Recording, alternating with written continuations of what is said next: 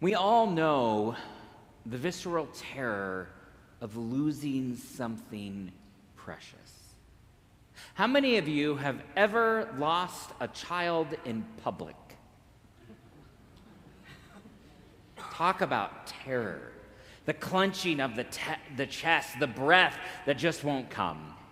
Well, a few years before Finn was born, Amy, Nora, and I went to the National Western Stock Show in Denver. And it is heaven for a child, right?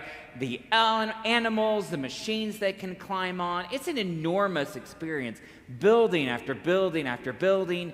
Over 16 days, 750,000 people walked through that cavernous space. Well, we were at the petting zoo, just sort of meandering around, and Nora was really engaged in this pig farm exhibit. And I kind of wandered over to watch the bee colony, the live bee colony, move around. And I turned, and I walked back, and I bumped into Amy, and we looked at each other, and looked where the child should have been, and realized neither of us had her. We began to call her name, with no response, which quickly escalated into yelling her name, and she pops up from behind a hay bale, thinking this was fantastic fun. I was so relieved to have her back, to have my eyes on her, that I couldn't bring myself to scold her. Although it's reality, it doesn't compare to the prodigal son's feelings. This sense of loss and renewed life is the story. I'm going to be honest with you. I have some issues with the younger son. I'm guessing I'm not the only one who might feel that way, right? Makes sense. Maybe it's because I'm the oldest child. Maybe it's because I'm a rule follower. Maybe it's because I do think loyalty and righteousness go hand in hand. Maybe because I expect when you follow the rules, there's a reward for it. Maybe because I am a part of a family with wayward siblings. My sister and I talk about our step-siblings in this fashion. Dysfunction just puts the fun back in family. They're a mess. I am the responsible one. We have a cocaine addict, an alcoholic, a non-classically trained dancer. I'll let you figure that one out for yourselves. A workaholic. They're a mess. They're an absolute mess.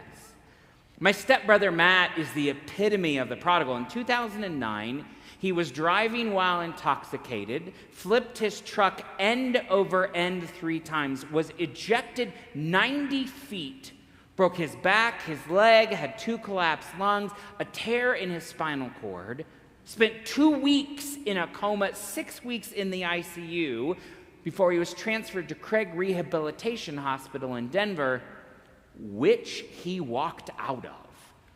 He is an amazing miracle today. Matt's family made great sacrifices during his rehabilitation time. They moved to Colorado. They took care of all his expenses. Was he grateful? Repentant? Apologetic? What did he do the instant he left the hospital before driving back to Kansas? He went to a bar. My dad and Matt's mom were the example of a prodigal parent's love. Forgiving, joyful. He was just alive. But there were no consequences. There were no, this is the end of the line, buddy speeches. There was no family meeting. Rembrandt's story captures the power of the prodigal, because this is the very last painting he did.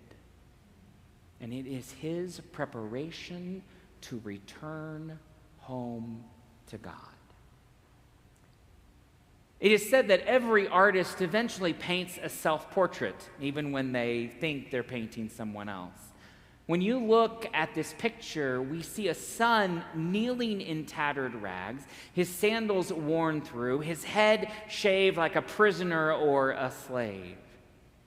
But we aren't looking at a biblical character. we are looking at Rembrandt himself. He'd made the money, spent the money, lost the money. He lived in a distant country. By the time he picked up a brush to paint this scene, he only had his daughter Cornelia. He wasn't illustrating a parable. He was documenting his own arrival at the feet of God. Now, for those of you who think, like I do, as the older child, for those of you who are righteous and without blame, it is hard to accept God's gospel as unfair.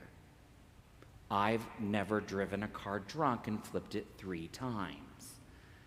It's unfair. When does accountability come into play? Where is the tough love? But God's love is not logical. God's love is not fair. God's love is relational. Because, older children, you need to hear we are all sinners. We are all prodigals. We have sinned against God and against our neighbors. I may not have lost an inheritance, but we've all created wounds and hurts in relationships. So often this becomes a story of church as well, because there are people who are here each and every Sunday, and then there are some who come twice a year. And it becomes so easy to point a finger and say, you haven't been here, you haven't kept the building running, and I have. It is easy, far too easy, not to want to make space for those who aren't committed in the same way some of us are. And that's when we older children need to hear this truth.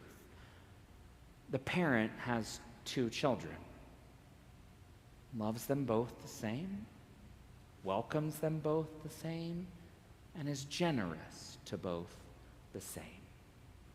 To embrace the sinner does not mean to dismiss the saint. When the older child refuses to come in from the field to the party, the father goes to him. I want to pause here 1 minute. I realized something as we were reading the scripture just now.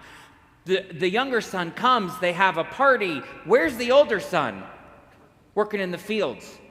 Nobody went to get him. Did you notice that? I just realized that in this moment. Nobody thought to go get him. So he's upset and has every right to be, right?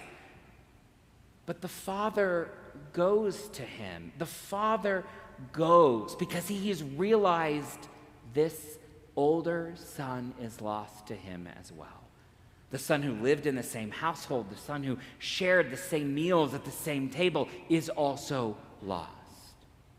But unlike the younger son who'd rehearsed his lines, the older son's resentment is raw. He pours out his anger at the injustice. And the father says, child, my child, you're always with me. You've always been with me. You will always be with me. But this son wasn't. He was lost, dead. He is found. Author Brennan Manning has taken this story and reworded it a little bit for us to hear differently. And I invite you to hear it as God saying these words to us. I know your whole story. I know every skeleton in your closet. I know every sin and shame and everything that's darkened your past. Right now, I know your shallow faith. I know your feeble prayer life. And my word to you is this. I dare you to trust that I love you as you are and not as you should be. For I will never wish anything but his safe return. And it doesn't mean I love you any less. It doesn't matter who you are in this story. You can be the prodigal son. You can be the older son. You can be the mother in the very back of the painting, the servant sitting off to the side, or the father. But we all must make a choice. Are we willing to be right, or are we willing to be in relationship? The older brother is just as lost to his anger and his resentment, and compassion will always feel unfair. That's why it's difficult to give and to receive. That's why Jesus told this story. It is harder to show mercy than it is to hold people accountable. For centuries, we have viewed this story as a binary choice, that you had to be either the prodigal or the older, that you had to be the rebel or the Pharisee.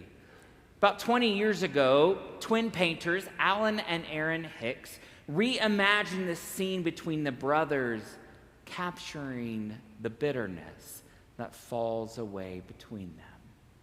The older brother doesn't stay in the distance with his hands clasped as Rembrandt has portrayed. He moves. He steps into the circle. He reaches out and joins the embrace of the younger child. In the Hicks depiction, the younger brother is held by the older brother. That's the challenge for those of us who have stayed. It's a challenge for the church, where we have to always choose. Do you want to be right or in relationship? The father goes out to the field to get the older son. He doesn't wait for the older son to get over it. He goes to him and invites him to the party. Because the parents' love is big enough to have room for the cocaine addict and the workaholic, room for the rule follower and a bankrupt artist, rule follower for the unrepentant sinner and the resentful saint. You may never get the reconciliation you want from your broken relationships. I don't promise you that. But I will say this. You are always given the invitation from Christ to live in such a way that grace is unfair, unwarranted, maybe even unreciprocated, but always, always